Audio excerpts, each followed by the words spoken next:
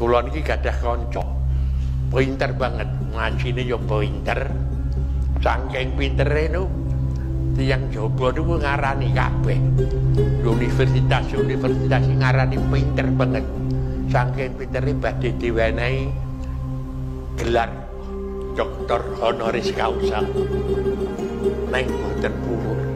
Nggih niku Gus Bahak niku. Nggih, Gus Bahak Rembang. Niku pun ditawari kali dosen-dosen niku, tapi piyambakipun boten purun.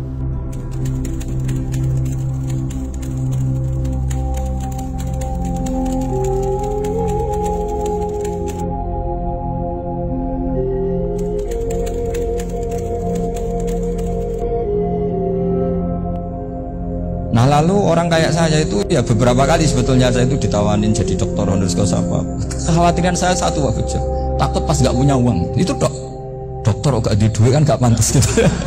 Jadi repot gitu, daripada beban lah sudah lah nggak usah dokter. Jadi kalau nggak punya uang ya pantas, terus kalau ngebis ya pantas. Suatu saat kalau mati nggak ada yang hadir ya pantas, nggak dokter gitu. Kalau sudah dokter kok masuk neraka, dokter kok masuk neraka kok kayaknya apalagi rektor kampus Islam kok masuk neraka itu kan.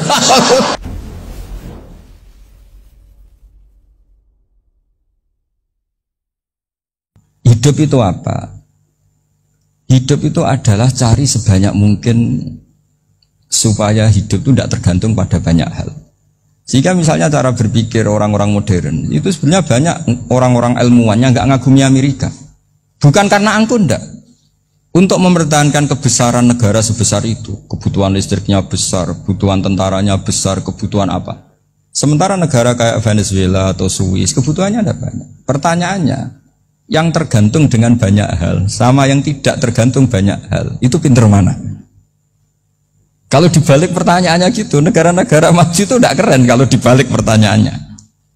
Orang yang untuk mempertahankan eksistensinya banyak, butuh banyak hal, dengan yang tidak butuh banyak hal, itu pinter mana? Orang yang bahagia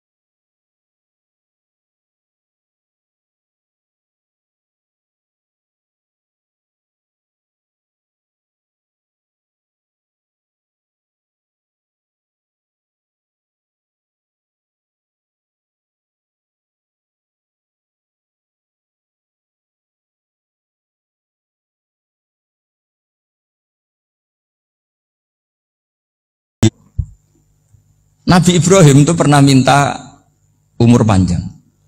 Keren umur panjang. Sama Allah nggak dijawab. Datang orang tua gitu mertamu ke Nabi Ibrahim.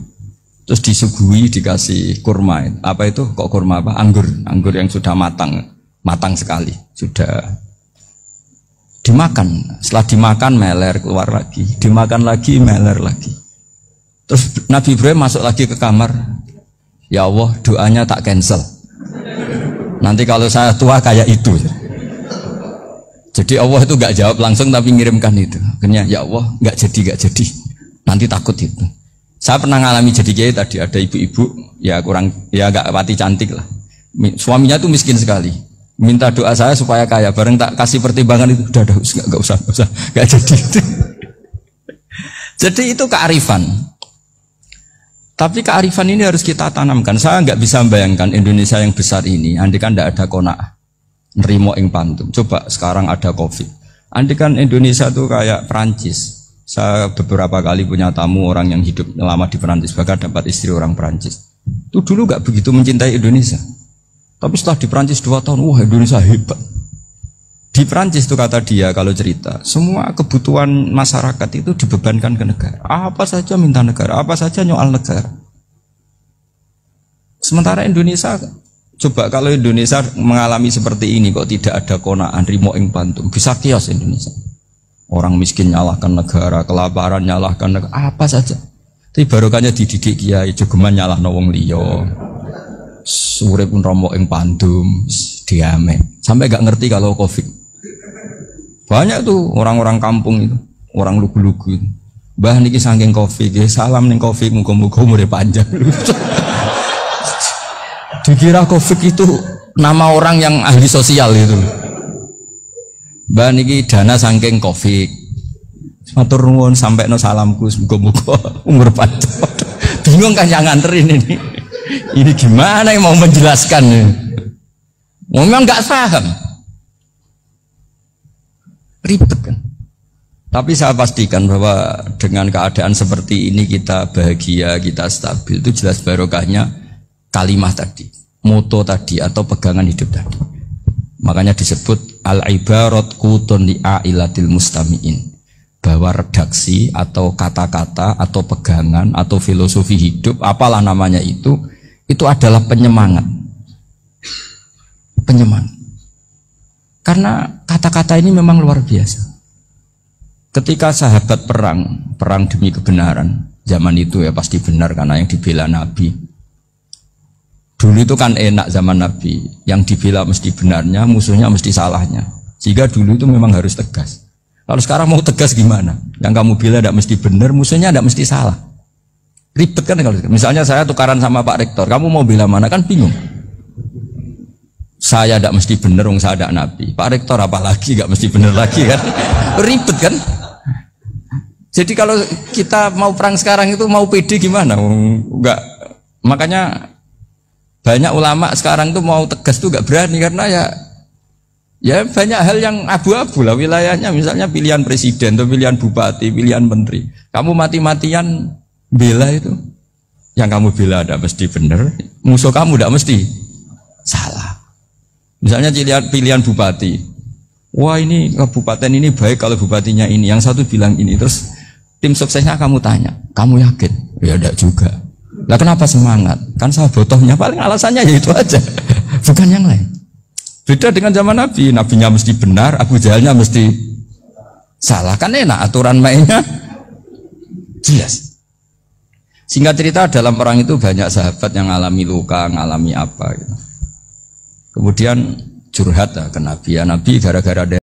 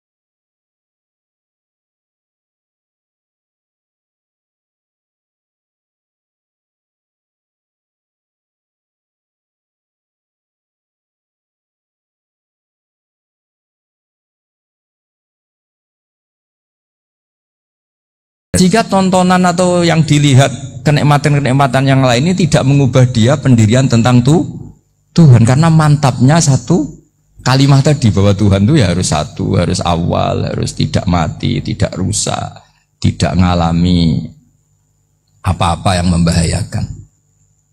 Sehingga ketika ditawarin Tuhan yang lain meskipun menjanjikan secara finansial atau kemakmuran, mereka gak tertarik. Itu coba, itu barokahnya makmur apa barokahnya ajaran? Barokahnya ajaran. Sering negara Islam itu kalah makmur dengan mereka, tapi barokahnya ajaran ini tetap apa?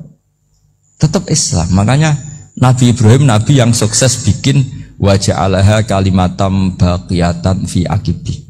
Sehingga kita ini bukti sama orang tua misalnya, itu ya karena ajaran.